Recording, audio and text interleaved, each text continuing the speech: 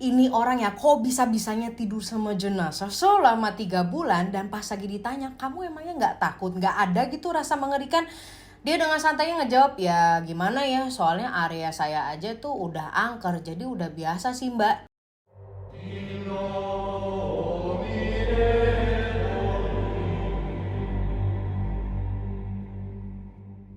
Hey guys, Vigets, apa kabar? How are you hari ini? Welcome back to Paranormal. Menurut gue para pembunuh itu ya gak cuma cukup dipenjarain. I want them to be tortured. Disiksa seperti mereka menyiksa para korban-korbannya. But since that I cannot do that, gue gak bisa melakukan seperti itu. The only thing that I could do is to shame them di YouTube channel ini.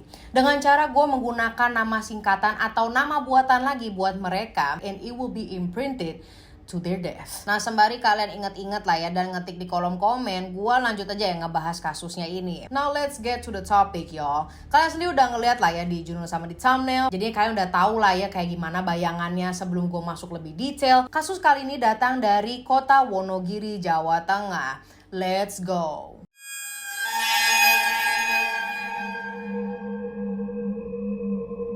Kasus kali ini datang dari kota Wonogiri, Jawa Tengah.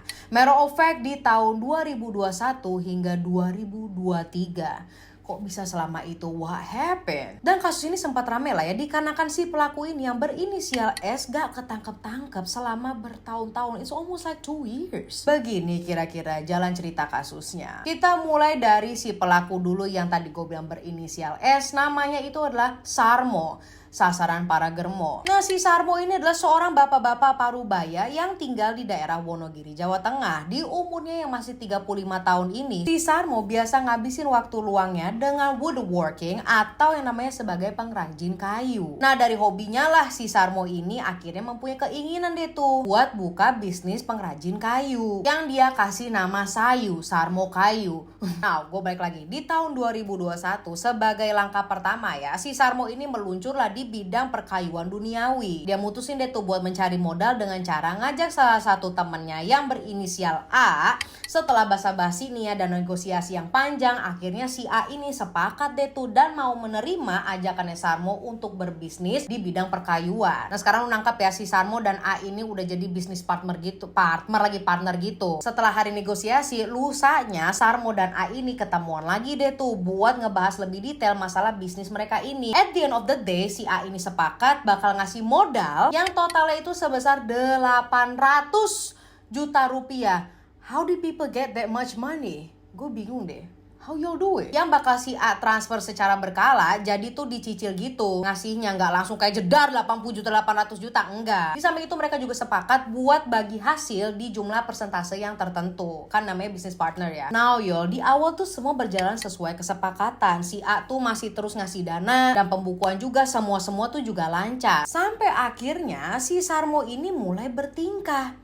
But the thing is yang namanya bisnis atau usaha emang udah pasti nggak selalu menguntungkan. Jadi kayak ada naik turunnya gitu loh. Dan hal ini tentu saja juga berlaku ke usahanya Sarmo. Ya gimana ya namanya baru bikin bisnis, masa ya langsung melejit? Kayaknya yang langsung melejit tuh itu kayaknya udah jalannya alam semesta, gue nggak tahu. Ya udahlah bener aja lah sama si bisnisnya Sarmo ini ya kan. Adalah hari dimana usahanya tuh sepi banget sepi. Nah kejadian kayak gini udah beberapa kali dimaklumi lah sama si A. Namun yang bikin si A itu heran dan curiga adalah kok ini nggak berhenti sepinya. Ya mesti sabar dulu kali ya pak, yang namanya bisnis gitu kan. Maybe this one's a little bit different. Udahlah sepi, terus ada deh nih beberapa kali juga si Sarmo ngurangin jatah akhirnya si A. Ya pasti kalian mikir kan ya gimana ya, income aja susah masuk, lagi sepi, ya pasti udah dipotong dong ya persentasenya si A. Maybe that's what you think. That's what I was thinking. Tapi nih ya, tiap kali dia ditanya juga sama si Sarmo, ada deh tuh yang namanya ngeles dan banyak alasan. Dan bahkan ada nih ya, di beberapa kesempatan si Sarmo ini motong jatahnya untuk si A dengan alasan dia mau pinjem uangnya dulu. So it's not because of the business, karena dia pengen pinjem uang dulu. That don't make any sense. Continue. Nah, si A yang awalnya itu bisa memaklumi lah ya, akhirnya ngerasa kesel dan dicurangin lah sama si Sarmo karena udah nggak bisa ditoleransi. Pada akhirnya di November tahun 2021, si A ini mutusin deh tuh buat berangkat dari rumahnya ke Wonogiri. Dia tuh dari Klaten loh, Klaten ke Wonogiri buat nyamperin si Sarmo. Setelah pamitan dan bilang ke istrinya mau ketemu Sarmo di Wonogiri, si A berangkatlah sendiri pakai motor. Fast forward sekitar 1 jam kemudian, sampailah si A ini di rumah sekaligus HQ-nya tempat pengrajin kayunya Sarmo. Namanya orang lelah gitu ya, abis bawa motor dari Klaten ke Wonogiri, terus income juga kepotong dengan kayak begitu aja. Si A ini gak pakai basa-basi deh tuh, langsung ke konfront dan nagih uang ke si Sarmo. Dan langsung deh si A itu menganggap Sarmo sebagai penipu dan korupsi hasil uang mereka berdua. Uangnya si A sih. He's the one who funded it first. Yang ngasih modalnya. This is bad y'all. Namun untungnya walaupun si A ini udah kesel emosi lah ya sama Sarmo masih bersikap tenang dan gak ikut-ikutan emosi. Makanya si A ini bisa tenang juga setelah beberapa menit ngoceh. Biar ibaratnya tuh kita selesaikan masalahnya sebagai orang dewasa yang kalem. Nah, melihat si A ini udah mulai tenang, Sarmo berniat baik deh dengan cara ngasih air mineral dulu deh. Kan lu aus dari Klaten ke Wonogiri, kesian juga ya kan. Yang perlu diketahui di sini adalah air mineral yang dikasih sama Sarmo itu udah dicampurin racun. Lu bayangin aja temennya minta jatah malah dikasih racun. Bener aja gak butuh waktu yang terlalu lama buat racunnya ini bereaksi. Si A ini berujung mening dunia. Di sisi lain, ada nih istrinya si A yang menunggu suaminya untuk pulang. Dan tentu saja suami yang ditunggu untuk pulang, ya gak pulang-pulang. Gak perlu waktu lama juga untuk si istri buat laporan ke polisi. Cause like you know, a woman's intuition be telling something. Dan laporannya ini thank God cukup cepat direspon. Lusanya pihak kepolisian udah berhasil deh tuh nemuin lokasinya si Sarmo. Mereka berangkat untuk minta keterangan gitu kan. Like what really happened there? Dari keterangan si Sarmo, dia memang bilang, iya bener sih pak, si A itu datang ke rumah saya. Tapi gak lama setelah beberapa jam dia udah pulang pak, gitu katanya Sarmo. Ya si polisi ya aja karena kan masih ngekoleksi eviden ya kan.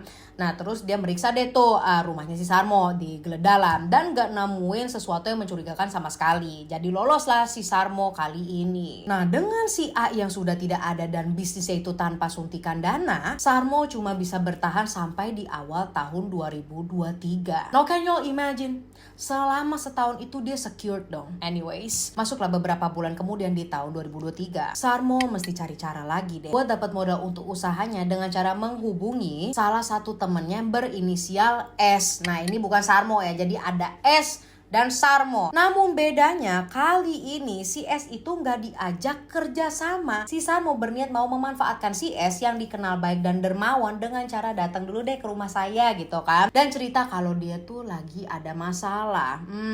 Dan ya masalah apa lagi? Masalah finansial, duit. Jelas lah si S ini ya ngerasa kasihan dan iba lah mendengar curhatannya Sarmo. Nah disinilah si Sarmo juga lumayan pintar. Dia tuh nggak langsung mau minjem duit gitu loh, kayak aduh gue pinjem duit dulu dong, enggak. Tetapi dia sugar coating dulu anjir dengan bilang mau ngegadain mobil Grand Max-nya ke si S, yang padahal kayaknya ya tuh mobil juga dipakai bakal kerja juga, cuma ya mau gimana ya biar lebih smooth gitu jalannya. Nah jeleknya si S ini mau nolong dan ngasih pinjem deh tuh uang sebesar 40 juta. Pulanglah udah tuh si Sarmo dengan berbekal duit 40 juta. Sebelumnya mereka juga udah sepakat ya kalau uang 40 juta itu bakal dibayar lagi sama si Sarmo dalam waktu 3 hingga 4 bulan. Dan apakah dalam 4 bulan ke depan uangnya itu bakal dibayar? Ya tentu saja tidak. Tapi mau gimana pun juga si Sarmo emang mesti tuh ngebayarin 40 jutanya sesuai kesepakatan. Jadi nih di akhir April tahun 2023 kemarin Sarmo menghubungi si S lagi dan bilang kalau dia udah siap tuh ya namanya buat ngebayarin utangnya. Si S pun berangkat deh tuh ke rumah Sarmo buat ngambil uangnya. Gak lupa juga si S ini ngabarin istrinya dan bilang bakal pulang telat karena ada urusan. Sekalian juga si S ini minta uang ke istrinya sebesar 4 juta rupiah. Ya tebakan gue sih ini akal-akalan si Sarmo lagi. To everybody's surprise, di hari itu Bapak S nggak pulang ke rumah. Setelah si S ini sampai ke rumahnya Sarmo terus uangnya dikasih, si Sarmo ini berniat baik dengan cara mau tuh mengantar pulang si S. Bukannya diantar pulang, si S ini diajak dulu lah ke warung angkringan yang daerahnya itu di Pasar Jatipurno. Di tempat inilah lagi-lagi Sarmo meracuni si S dengan cara nyampurin es tehnya itu pakai racun. Ya sama sama lah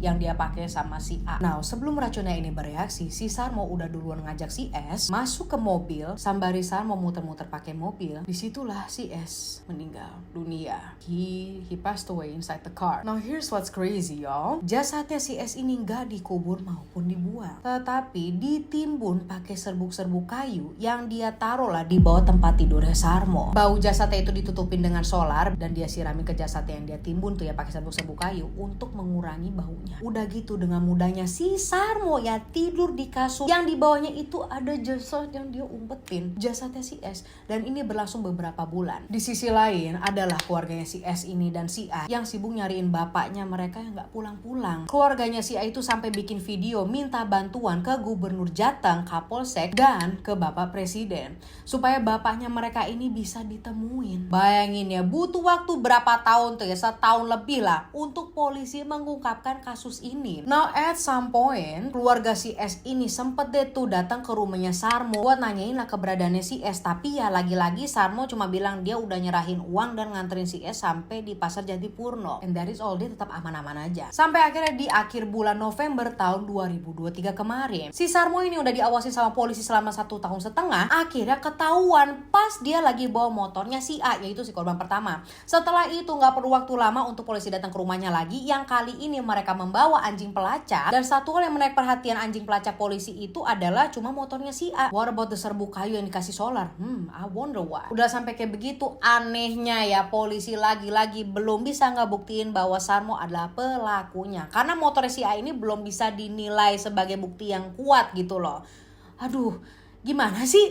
That is strong enough, right? Itu motor punya si A yang dimana A udah hilang. Like, why is the motor in there? Tapi again, let's continue. Akhirnya si polisi itu cuma bisa nyita motornya dengan alasan surat-surat yang nggak lengkap. Dari sinilah si Sarmo mulai panik setelah tahu ya polisi bisa balik lagi malah pakai bawa anjing pelacak. Dia mutusin itu buat ngebongkar timbunan kayu itu dan mindahin jasadnya si S ke tempat dia ngubur jasadnya si A. Tetapi ini nggak cuma dikubur aja, jasadnya si S ini juga dibakar terus sisa tulang-tulang begitu kan, dan tulang-tulangnya ini dia tumbuk dong sampai segitunya. Setelah pengawasan hampir 2 tahun ya dari kepolisian, akhirnya Sarmo ini ketangkap lah di awal Desember 2023 setelah ada laporan penyolongan 2 HP dan 1 gergaji mesin dari salah satu tempat pengrajin kayu di daerahnya. Alah momo, Sarmo ditangkap deh tuh di rumahnya dan langsung diamankan ke kantor polisi. Kok udah kayak begini kan dia udah gak bisa bertingkah ya, ayo mau ngomong apa lagi lo? Diinterogasi dan dikarenakan dia udah gak bisa apa-apa, he revealed everything, termasuk lokasi dia mengubur jasadnya si A. Polisi investigate di mana lokasi tersebut dan pas lagi dibongkar ya udah jadi tulang belulang, dan dikarenakan itu udah banyak yang ditumbuk, yang ditemuin itu cuma telapak tangan. Nah dikarenakan udah ketahuan semuanya, Sarmo kena lah pasal pembunuhan berencana dan divonis hukuman mati. Nah lokasi dia di penjara di mana itu I do not find it in the article, and that is it y'all. I have no comment about this case karena sedihnya itu 2 orang tersebut mempunyai niat baik ya, kok malah takdirnya seperti itu. What do you think about this case, guys? Drop it in the comment section and I will see you next week. Thank you so much for watching this video. Don't forget to like, subscribe, follow your girl's Instagram, Sasha X Marissa. Goodbye and I love you guys.